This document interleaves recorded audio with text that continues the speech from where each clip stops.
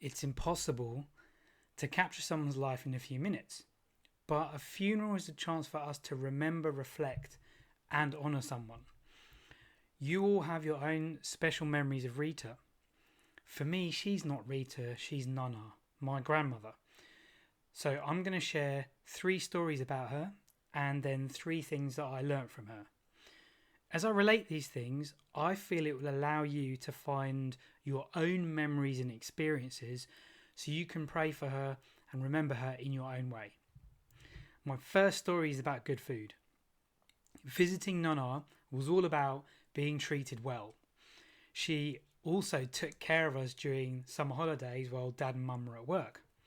Not only were there nice things to eat like Battenberg, walnut cakes and bourbon biscuits, but also healthy vegetables. Christmas was a particularly special time of indulgence. Crackers, hats, and lunch and presents. It was unremarkable yet special at the same time. Nana's home at Grove Cottage and later her flat at Thackeray Manor in Sutton was a warm place of hospitality. My second story is about a well-kept house. My memory of well-polished cupboards with trinkets and doilies on little jugs of milk and gold-rimmed teacups with saucers showed how much Nana embodied a place for everything and everything in its place. The beginnings of this meticulousness were developed from her classes in needlework. Embroidery and sewing encourages thinking about colour and coordination. Her home matched curtains, carpets and cushions. But this sense of everything in its place was not only about the physical. Nana always had honest, dare I say blunt advice. The adult version sounded like own your own home and get a job with a pension.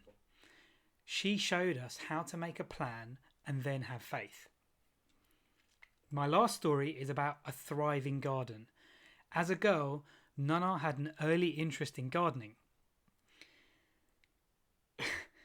Proudly tending to the roses in Corona, Goa, until one day an open gate let goats into the garden and eat them all.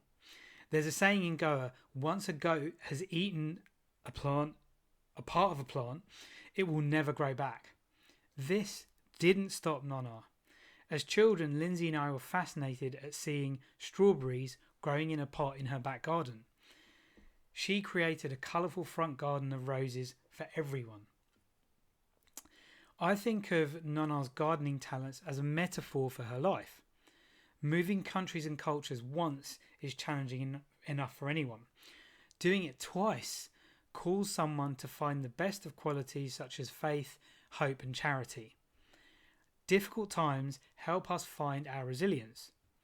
In growing beautiful flowers from rough ground, Nana showed us how to find joy in simple things.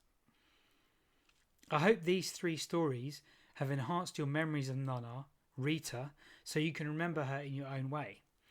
And I'd like to leave you with the 3 deeper things I learned from her. Not from what she said or taught, but from how she lived. There's something for all of us. Number 1, do what you can with what you have.